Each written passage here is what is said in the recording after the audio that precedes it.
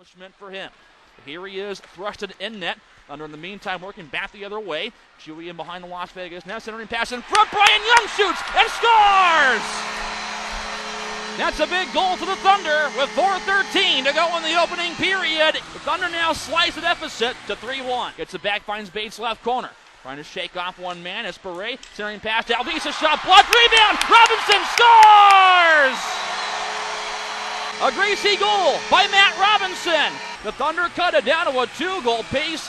Now a 4-2 hockey game. Away from Miller with 1:35 to play in the second period. Gets punched up. Now Jazz Cadrona breakaway. Cadrona on goal. Right wing. Forehand shoots. He scores!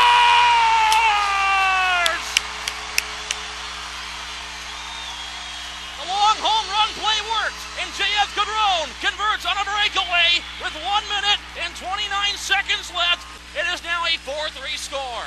But across, left wing side, walking in, across with Alvis, who shoots, and he scores! Tie game, and Chris Alvis gets this building erupting and rolling. And all things knotted up, brand new game at 4-4. Bates and Schwartz collide now. Alvis loses his stick at the free left point. Costin, wrist shot, tip, score! Do you believe this comeback? Matt Robinson got his tip on it with 6:38 to go in the third period. 5-4 Thunder.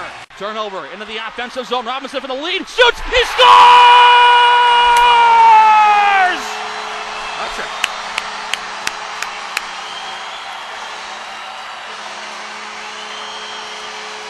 What a time for a hat trick. Matt Robinson with 59.5 seconds left beats Jimmy Spratt on a clapper from off the rush. 6-5 Thunder. In the past, we've actually given up these leads, and to be able to do a role reversal and come back and win, you know what? I really don't know how to put it in perspective right now, other than the fact that it's really key to our playoff hopes. And I haven't checked the standings, or I don't know the point differentials, but I'm confident that 2 points, especially in regulation, will really help us secure a spot. I think we were put on the pressure, and then with us putting that pressure on, we crossed them up a bit, and when DaCosta went down towards the net, they had to kind of go after him, or else he would have been able to walk in himself. And when they went after him, I kind of just popped up, and he saw me, luckily, and it happened. Can you really go back and think of a turning point either on the bench or in the room where you could sense that a change was coming in momentum? You know what? Maybe that second goal sort of gave us a little bit of life in I think it was period 2. And after that second goal, it seemed that we played for the rest of the period down in their end. And it really set the tone for the third period. I think we were down 4-3 going into the third, if I'm not mistaken. And but that second goal really gave us a little bit of life. We asked this question over to Chris Alvis. What does a win like this mean for this team at this time of year? Oh, it's absolutely huge. I think these last games we got are all in-division games, and I think the whole conference right now is at least like anybody. You can either be out of the playoffs or in second place in the conference. So these are definitely big games, and I think we obviously started off slow there and just kind of had to rally back, and we did that, and it was great.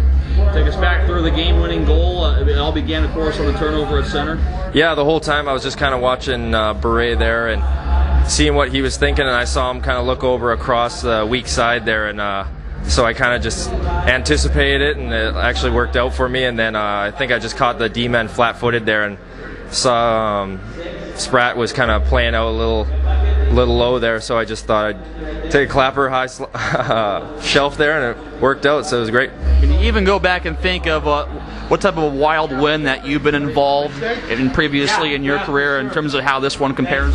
This is probably the top 3. It's just my heart was racing the whole time, even after the goals. Just like after that last goal, just coming when they put Igor out and I was on the bench, I just still couldn't get my heartbeat down. And just to the crowd and everything, how electric was in here, it was awesome. On our standings board that's right outside, when you walk in, it's the first thing the guys see. I had written on there 4th or 7th, your decision. And I wanted the guys to know, like, that's how tight it is right now. We can do nothing with our game in hand, or we can make up for it and get ourselves up to a spot where we need to be. So it becomes a huge game for us on Tuesday. We really gotta really focus. We gotta rest. That was a tough weekend, and we got to make sure that we're ready to go on Tuesday.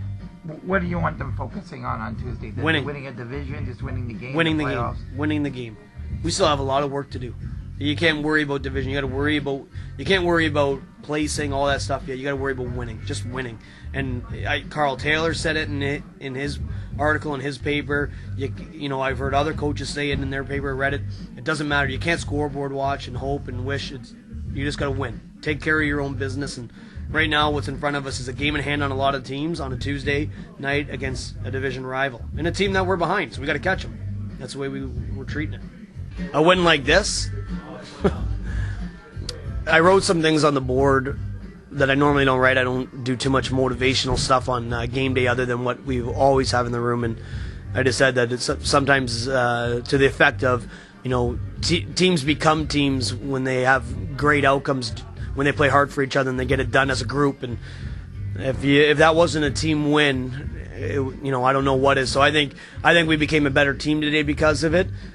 That start was the worst start I think I've ever seen out of our team. It was very frustrating for everybody, and then within the individuals that made poor decisions and bad mistakes.